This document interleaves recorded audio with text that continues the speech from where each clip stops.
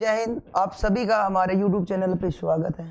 तो बेटा हम कंटिन्यूअस देखो प्रेजेंट टेंस के बारे में जो पढ़ रहे थे, क्लास से बैक टू बैक है आपकी, और आपका प्रेजेंट कल पिछली क्लास में कंप्लीट हो चुका है। आज हम अगले टेंस का जिक्र करते हैं, और उससे पहले एक दो शब्द हम जरूर पढ़ेंगे। वोकैब का एक दो वर्ड जो साथ लेके चले ताकि ट्रिक बेस्ट ट्विस्टेड थोड़ा सा सही रहता है। देखिए भाई साहब, जैसे कोई शब्द है डंटलेस, क्या शब्द है भाई? डंटलेस। तो डंटलेस का मीनिंग क्या होता है?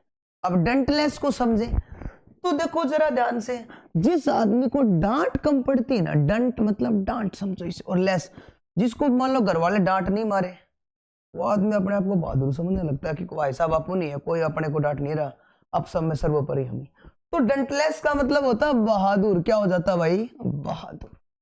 बहादुर की हम सिनोनिम्स लिखेंगे बहुत सारे, जो एग्जाम में देखो सीएचएल में, एसएससी में, एयरफोर्स में, नेवी में कई बार एग्जाम रिपीट हुए। कौन कौन से देखो जरा ध्यान से। पहला देखिए बोल्ड। बोल्ड का मतलब क्या होता है?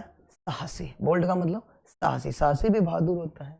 ब्रेव, ब्रेव का मतलब भी क्या होता है? बहादुर होता है।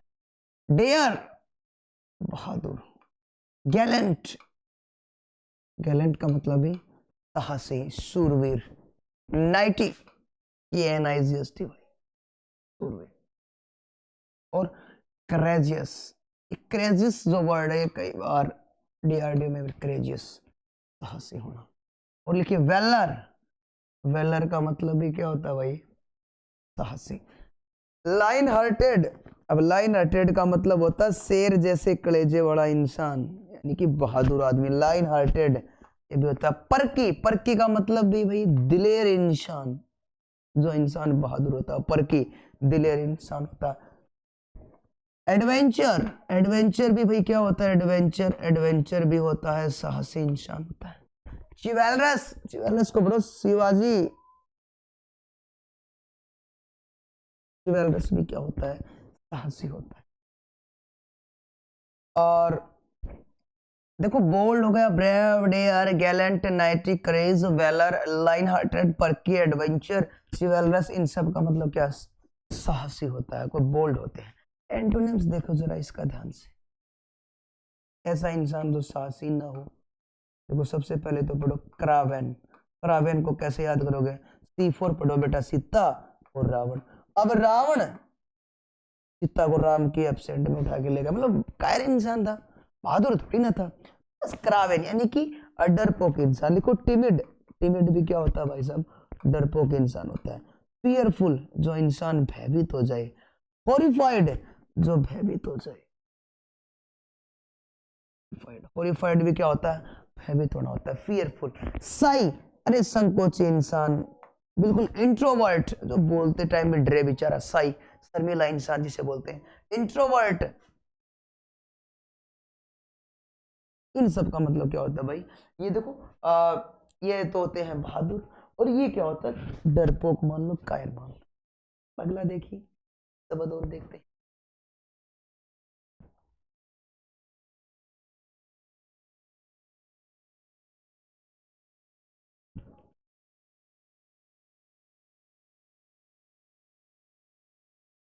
जेंसिस, जेंसिस को कैसे याद करो? जेंसिस, जेंसिस क्या होता है? सोचो जरा ध्यान से। जेंसिस, देखो जेंसिस को याद करने से पहले इसको पढ़ने में थोड़ा सा देखो जरा। इसको जेंसिस ने पढ़ के इसको पढ़ो गणेश जी। और कोई काम की अगर हम शुरुआत करते हैं तो सबसे पहले गणेश जी की पूजा करते हैं। तो जेंसिस का मतलब होता है शुरुआत करना। कैसे क्या करना? शुरुआत। इसको जेंसिस को पढ़ो गणेश। अब हम गणेश जी की शुरुआत कोई भी काम करते हैं सबसे पहले उसकी पूजा करते हैं। तो जेंसिस का मतलब किसी काम की शुरुआत करना, यानी कि किसी काम को स्टार्ट करना, किसी काम को इनिशिएट करना, किसी काम को एम्बार्क। देखो एम्बार्क के साथ अपॉन प्रीपोजिशन आते हैं। एम्बार्क अपॉन, एम्बार्क ऑन, और एक एम्बार्क अपॉन, एम्बार्क। एक लॉन्च, अगर कोई काम अगर हम लॉन्च करते हैं तो किसी काम की शुरुआत करते हैं, लॉन्च करते हैं। और लिखिए इनिशिएट, एम्बार्क, लॉन्च। और इंसेप्शन, इंसेप्शन का मतलब भी शुरुआत करना है। इनॉग्रेशन, किसी काम का शुभारंभ करना करता है। स्कीम को लॉन्च करते हैं ना, लॉन्च स्कीम। तो किसी काम को शुरुआत करना, किसी काम के जो जेंसिस वर्ड होता है। अब एंटोनिम्स, अब किसी काम को शुरुआत करते हो तो एंटोनिम्स में किसी काम का एंड करते हो भाई साहब, एंड, फिनिश, कंप्लीट। अरे बात समझ में भाई, किसी काम की शुरुआत की तो एंटोनिम्स किसी काम का एंड करना होगा। क्यों? ये दो शब्द हमने देखो डेली करते रहते हैं, वोकैब करते, कोई काम की शुरुआत करते हैं तो हम गणेश जी की पूजा करते हैं, गणेश जी की पूजा करते हैं, इसका मतलब किसी काम की शुरुआत करना, लॉन्च करना, इनिशिएट करना, इम्बार्क करना। अब बेटा हम अपने टॉपिक पे आते हैं, ग्रामर के पोर्शन में। और जो ग्रामर का पोर्शन है, देखो हम प्रेजेंट टेंस का कंप्लीट जिक्र कर चुके हैं। प्रेजेंट हमने कंप्लीट कर लिया, वो इंडेफिनिट है, कंटिन्यूअस है, परफेक्ट है, परफेक्ट कंटिन्यूअस है। आज हम करेंगे हमारा कौन सा भाई बताओ, पास्ट इंडेफिनिट। देखो कई बार इसे सिंपल भी बोल देते हैं, पास्ट इंडेफिनिट, पास्ट इंडेफिनिट या पास्ट सिंपल। इसकी दो डेफिनेशंस, इसकी पहचान जरा ध्यान से देखना। देखो एक तो होती है हिंदी में पहचान, जो आप सबको पता है, विदित है पहले से। हिंदी में पहचान एक तो ता था और ती थी, और दूसरी अदर डेफिनेशन जो हमारे वोवल होते हैं हिंदी में, जैसे ए आई की साउंड वाले, जैसे वह गया, वह खेला, वह दौड़ा, तो ए से लेकर ए आ, ये जो साउंड है हिंदी में, ये भी पास्ट इंडेफिनिट की होती है। लेकिन इंग्लिश में पहचान, वो देखो जरा ध्यान से, देखो एडवर्ब, एडवर्ब में देखना बेटा, पास्ट इंडेफिनिट की क्या क्या एडवर्ब होती है। पास्ट इंडेफिनिट की लिखो भाई साहब, लिखो यस्टरडे। यस्टरडे का मतलब क्या होता है भाई, बीता हुआ कल। यस्टरडे का मतलब क्या होता है, यस्टरडे का मतलब बीता हुआ कल। एगो, वंस, और लास्ट जुड़ के कोई भी चीज आ जाए, लास्ट, जैसे मैंने बोल दिया लास्ट वीक, लास्ट मंथ और लास्ट ईयर मान लो भाई। यस्टरडे हो गया, अगो हो गया, वंस हो गया, लास्ट के साथ जुड़ के वीक हो गया, मंथ हो गया, ईयर हो गया। तो ये क्या होता है कि लास्ट, ये कौन से टेंस के अंतर्गत किस डेफिनेशन को शो करेगा, पास्ट इंडेफिनिट को। और पास्ट इंडेफिनिट में जो अफर्मेटिव सेंटेंस है, पास्ट इंडेफिनिट में जो अफर्मेटिव सेंटेंस है, उसमें साधारण वाक्य में वर्ब की कौन सी फॉर्म आएगी भाई साहब, सेकंड फॉर्म। पास्ट इंडेफिनिट जो टेंस है, अफर्मेटिव जो सेंटेंस है, उसमें क्या होगा, वर्ब की सेकंड फॉर्म आएगी। कौन सी फॉर्म आएगी, वर्ब की सेकंड फॉर्म आएगी। जैसे मैंने एक सेंटेंस लिखा, आई ब्लैंक इट फूड यस्टरडे। अब कैसे डिफाइन करोगे कौन सा टेंस है भाई, हम यस्टरडे से डिफाइन करेंगे। यस्टरडे कौन से टेंस के अंतर्गत आता है, पास्ट इंडेफिनिट टेंस के अंतर्गत आता है। अगर पास्ट इंडेफिनिट टेंस के अंतर्गत आता है तो उसमें हेल्पिंग वर्ब क्या होती है, साधारण वाक्यों में वर्ब की सेकंड फॉर्म। तो एट, इसकी सेकंड फॉर्म क्या होगी, इट की, इट की होगी भाई साहब एट। देखो eat, ate, eaten, write, wrote, written, find, found, found, ये स्लिप, स्लेप्ट, स्लेप्ट, ये first form, second form, third form. ये बेटा छोटी क्लास में सीखने की होती है बहुत ज्यादा, वहां पे 10th तक आती है, फिर बाद में इनका कम काम होता है इनका। तो इट की सेकंड फॉर्म एट होती है। आगे देखिए, अगर यही कंडीशन होती है और ये सेंटेंस हमारा नेगेटिव होता है, कंडीशन ही होती है बट इन कंडीशन नेगेटिव होता तो हेल्पिंग वर्ब बदल जाएगी भाई साहब। देखो जरा ध्यान से क्या हो जाएगी, अगर कंडीशन ही है तो नेगेटिव और इंटेरोगेटिव में, नेगेटिव और इंटेरोगेटिव में हेल्पिंग वर्ब क्या होगी बताना जरा। ये होगी भाई साहब डिड के साथ वर्ब की फर्स्ट फॉर्म। ध्यान रखना, डिड सेकंड फॉर्म है, डू, डिड, डन, लेकिन इसमें हेल्पिंग वर्ब क्या होगी, डिड, और डिड के बाद में याद रखना वर्ब की फर्स्ट फॉर्म आएगी। सेंटेंस को, I did not eat food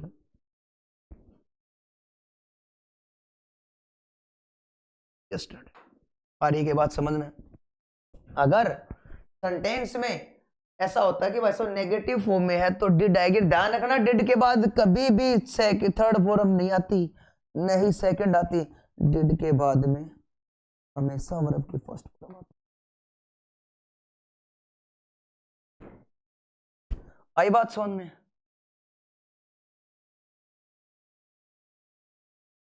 अगला टेंस, ये देखो इतना ही है, दोबारा बता दूं एक बार, यस्टरडे है, लास्ट वीक, मंथ, ईयर हो जाएगा इसमें, और साधारण वाक्य में वर्ब की सेकंड फॉर्म हो जाएगी। अगर सेंटेंस नेगेटिव में है तो डिड आ जाएगा, और डिड के बाद में वर्ब की फर्स्ट फॉर्म हो जाएगी।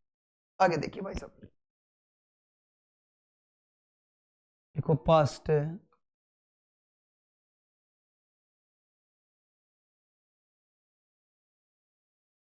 पास्ट कंटिन्यूस, पास्ट कंटिन्यूस का मतलब रहा था, रही थी, पास्ट कंटिन्यूस में देखना जरा ध्यान से, रहा था, रही थी, रहा था, रही थी, ये पास्ट कंटिन्यूस के एडवर्ब होते हैं। सॉरी, एडवर्ब हिंदी पहचान, एडवर्ब तो अब लिखेंगे। अब देखो प्रेजेंट कंटिन्यूस में क्या थी, at this time, at this moment, in this days. और बात करें प्रेजेंट परफेक्ट की, जस्ट, यट, ऑलरेडी, सो फार, उसी प्रकार इसकी क्या होंगे, जो at this time, at this moment था, तो पास्ट कंटिन्यूस में क्या हो जाएगा, eight that time, at that moment हो जाएगा। लिखो जरा ध्यान से, एडवर्ब लिखो, eight that moment, eight that moment, eight that time, और देखो उसमें इन दीज डेज था, इसमें क्या होगा भाई साहब, इन दोज डेज, उसमें क्या था, उसमें था इन दीज डेज, और इसमें क्या हो जाएगा, इन दोज डेज। दूसरी बात, हेल्पिंग वर्ब का हम जिक्र करते हैं, हेल्पिंग वर्ब क्या होगी भाई इसमें, हेल्पिंग वर्ब होगी वॉज और वर, वॉज और वर। अब ध्यान रखना, सिंगुलर के साथ वो जाएगा, इसमें क्या होगा, आई, ही, आई, ही, सी और it. I, he, C, it के साथ क्या आएगा बेटा, वॉज प्लस वर्ब की फर्स्ट फॉर्म के साथ है ING. I, he, C, it के साथ क्या आएगा, वॉज आएगा, और वर्ब की फर्स्ट फॉर्म के साथ आईएनजी आएगा। दूसरी बात, यू, वी, दे के साथ क्या आएगा, वर, और वर्ब की फर्स्ट फॉर्म के साथ है आईएनजी। ध्यान रखना इस बात का कि ही, सी, इट के साथ क्या आएगा, was plus ING, you, we, they के साथ क्या आएगा, वर प्लस आईएनजी। कोई सेंटेंस देखिए, पहचान के लिए देखिए इसमें क्या आएगा, at that time, at that moment, in those days. लिखो they blank preparing for the exam at that time. आ रही है बात समझ में? अब देखो पहचान कैसे करोगे, टेंस कौन सा है, देखिए इसमें क्या मिला आपको, एट दैट टाइम, जहां भी आपको एट दैट टाइम मिला यानी कि पास्ट कंटिन्यूअस। अब देखो प्रिपेयरिंग, ऑलरेडी वर्ब की फर्स्ट फॉर्म के साथ आईएनजी है, they blank preparing for the exam at that time के इन दिनों। अब देना ध्यान से देखो, दे के साथ क्या आएगा, वर। अगर यही कंडीशन होती बेटा यहाँ पे ही होता तो हम क्या लगा देते, यही सेम सेंटेंस में वॉच, और वर्ब के साथ प्रिपेयरिंग तो है, प्रिपेयर प्लस आईएनजी, क्यों, तैयारी करने एग्जाम के लिए। आई बात समझ में? अब देखो कुछ कंडीशनल वर्ड होते हैं इसमें, कुछ कंडीशनल कंडीशन होती है चीजों के लिए। अगर जितने भी हमारे इफ वाले पोर्शन के साथ है, इफ यानी कोई हम इमेजनरी सेंटेंस की बात करते हैं, इफ का, या फिर स्पोज आता है, इफ आ जाए या स्पोज आ जाए, यानी कि इसका मतलब कि मानो की, क्या अर्थ निकलता है, इफ या स्पोज यानी कि मानो की। इफ स्पोज की जगह हम क्या मान सकते हैं, मान लो अनटिल आ गया, मान लो अनलेस आ गया, मान लो आई विश आ गया, मान लो वुड दैट आ गया। ये क्या कंडीशनल वर्ड शो करते हैं, ध्यान रखना इस बात। तो इसमें क्या होगा, इसमें सिंगुलर के साथ भी हम वर लगाएंगे, इसमें सिंगुलर के साथ भी क्या लगाओगे भाई, सिंगुलर के साथ भी क्या लगाओगे, वर लगाओगे। जैसे मैं एक सेंटेंस लिखता हूं, जरा ध्यान से सुनना, if I were A bird, काश अगर मैं एक पक्षी होता। देखो मैंने क्या लिखा है कि आई के साथ क्या लगाते हैं, वॉज लगाते हैं, लेकिन जब इमेजिनरी होती है किस चीज में, कल्पना की जाती है, तब हम सिंगुलर के साथ भी क्या लगाएंगे, वर लगाएंगे। If I were A bird, यदि मैं एक पक्षी होता, तो यहाँ पे विल की जगह क्या आएगा भाई, I would fly in the sky. If I were A bird, काश अगर मैं एक पक्षी होता, I would fly in the sky, तो मैं आकाश में उड़ता। अब सुनो बात को ध्यान से, जैसे वेन अगर कहीं कंजक्शन होता है या वाहिल, सुनो एक बात, अगर इसमें एक साइड वर्ब की सेकंड है तो आगे क्या हो सकता है, अगर सेम एक्शन है तो दोनों साइड वर्ब की सेकंड हो सकती है, लेकिन अगर एक साइड वर्ब की सेकंड है तो फिर आगे क्या हो सकता है, अगर आगे धीमी रिएक्शन होती है तो क्या करोगे, वोज वर प्लस आईएनजी। एक साइड धीमी रिएक्शन है तो सेकंड के बाद है वोज वर प्लस आईएनजी। अगर दोनों साइड सेम रिएक्शन है तो दोनों साइड वर्ब की सेकंड फॉर्म कर सकते हैं। जैसे कोई सेंटेंस देखना आप, व्हेन आई केम, जब मैं आया। देखो वेन के बाद बेटा कौन सी फॉर्म वर्ब की सेकंड, जब मैं आया, वह टीवी देख रहा था, ही वॉज वॉचिंग, ये टेलीविजन को मैंने टीवी लिख दिया। यदि यहाँ पे धीमी रिएक्शन है तो यहाँ पे जरा देखना गौर से, वाज वर्ब प्लस आईएनजी हो रहा है, ठीक है। यदि मैं इस सेंटेंस को ऐसे लिखूं, व्हेन आई सॉ हिम, जैसे मैंने उसको देखा, I stopped my car, I stopped my car. देखो जरा ध्यान से, अगर यहाँ पे वर्ब की सेकंड फॉर्म है, सेम रिएक्शन हो रहा है, कोई दिक्कत वाली बात नहीं है, तो यहां भी वर्ब की कौन सी फॉर्म आएगी, सेकंड फॉर्म आएगी। When I saw him I stopped my car. यदि सेम रिएक्शन है तो दोनों साइड वर्ब की सेकंड फॉर्म आती है। अगर एक साइड वर्ब की सेकंड फॉर्म है तो आगे स्लो मोशन है, धीमी रिएक्शन है। यहाँ पर मान लो वॉचिंग टेलीविजन है, ईटिंग फूड भी हो सकता है मान लो, या फिर और जो भी वॉकिंग हो सकता है। जितनी भी धीमी रिएक्शन होगी वहां पे अगर दूसरी साइड है वेन में, वेन या वाइल होता है, तो बेटा वाज वर्ब प्लस आईएनजी आएगा। आई बात समझ में? अब देखो जरा बात को ध्यान से, वेन आई केम, जब मैं आया, सी फ्राइड द चिप्स, उसने तुरंत चिप्स तली। भाई ये अगर सेम रिएक्शन एक काम होता है उसके तुरंत बाद अगर दूसरा काम होता है, अगर एक काम होता है उसके तुरंत बाद दूसरा काम हो, तो दोनों साइड वर्ब की सेकंड फॉर्म आती है। और देखो ऑप्टेटिव सेंटेंस में ध्यान रखना इस बात के लिए, ऑप्टेटिव सेंटेंस में हमेशा वर्ब की प्लूरल फॉर्म रहती है, लिख लेना इस बात को। ऑप्टेटिव सेंटेंस में सिंगुलर के साथ भी, ऑप्टेटिव सेंटेंस में सिंगुलर के साथ भी प्लूरल वर्ब आती है, ध्यान रखना इस बात का। ऑप्टेटिव सेंटेंस जैसे विश वाले वाक्य हैं, जैसे मैं कहूं may you live long, God save the king, जैसे एक एग्जांपल देखो, गॉड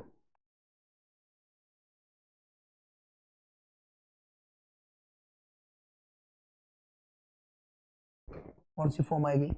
अब देखो सेव जो होता है अगर सिंगुलर बनाते हैं तो इसको, लेकिन ये ऑप्टेटिव फॉर्म है भाई, तो वर्ब की जैसे मे यू लिव लॉन्ग, तो वर्ब की जो भी है प्लूरल फॉर्म रहेगी। और एक और लगाना स्टार लगा के, वेरी वेरी इंपॉर्टेंट कॉन्सेप्ट है, अगर कहीं इट्स टाइम है या इट्स हाई टाइम है तो बेटा वर्ब की सेकंड फॉर्म आएगी, और इसके पहले टू है तो वर्ब की first form.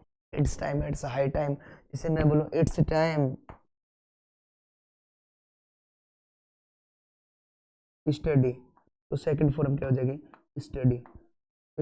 It's time study, तो वर्ब की सेकंड फॉर्म हो जाएगी। It's time study, it's time, तो वर्ब की सेकंड फॉर्म हो जाएगी। भाई साहब ध्यान रखना इस बात का, अगर इट्स टाइम है, इट्स हाई टाइम है, तो वर्ब की सेकंड फॉर्म आएगी। आगे देखना, अगर कंडीशनल टेंस की बात होती है, इफ वाले भाग में अगर वर्ब की फर्स्ट फॉर्म है तो आगे बेटा क्या आता है, विल। अगर यहां वर्ब की सेकंड फॉर्म है तो आगे विल का क्या बन जाएगा, वुड। और यहां पे यदि हैड थर्ड है इफ के बाद में तो आगे क्या हो जाएगा, would have,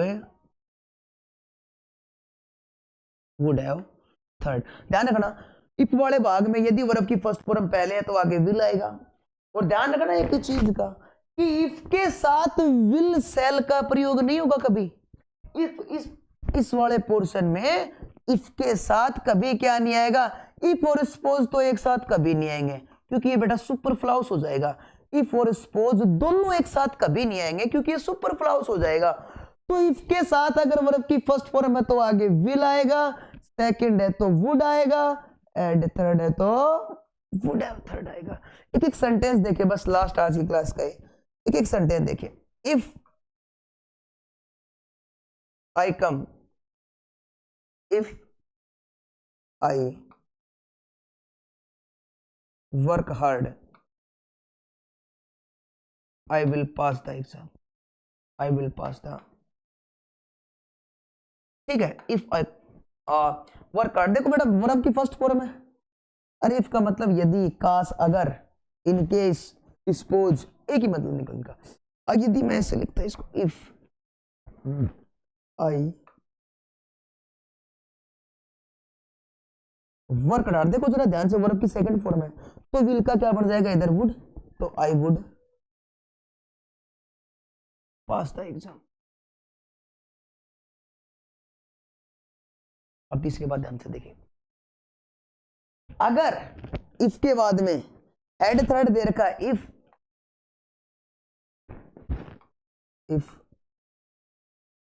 I had work hard, क्या होगा, आई would have third form pass the exam.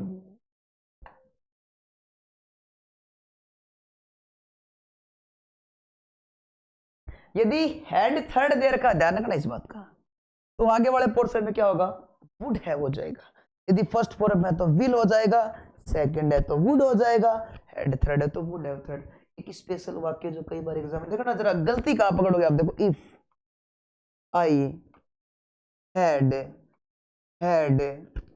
Money, तो ये ऐसे बोले, इफ आई हैड मनी, कहोगे सर दो बार हेड आ गया। अरे बेटा ये तो हेड है हेल्पिंग और उपकार, ये देखो हैज है कि थर्ड फॉर्म हेड होती है तो कॉन्सेप्ट बन गया ना हेड थर्ड वाला, आगे क्या आएगा, would have third. If I had money, I would have. अब लैंड का मतलब उधार देना होता है, लैंड, तो थर्ड फॉर्म लैंड है, I would have lent you. आई बात समझ में? तो ये था हमारा कॉन्सेप्ट, दोबारा सुन लो इस बात को। कंडीशनल वर्ड में इफ हो सकता है, एज इफ हो सकता है, और ये स्पोज हो सकता है, या जितने भी इन केस है, वुड, दैट, आई विश है, ये अगर इनके साथ वर्ब की फर्स्ट फॉर्म है तो आगे विल आएगा, सेकंड है तो फिर वुड आएगा, हेड थर्ड है तो आगे वुड हैव थर्ड आएगा। ऑब्जेक्टिव सेंटेंस में हमेशा वर्ब प्लूरल रहती है। और दूसरी बात, जितने भी इट्स टाइम है, इट्स हाई टाइम है तो वर्ब की सेकंड फॉर्म आती है, टू है उनके साथ तो वर्ब की फर्स्ट फॉर्म आती है। और यदि सेंटेंस में क्या दे रखा हो, व्हेन या व्हाइल दे रखा हो, अगर दोनों साइड सेम रिएक्शन है तो वर्ब की सेकंड फॉर्म आएगी, और एक साइड सेकंड फॉर्म है, दूसरी साइड धीमी रिएक्शन है तो वॉज वर्ब प्लस आईएनजी। धन्यवाद।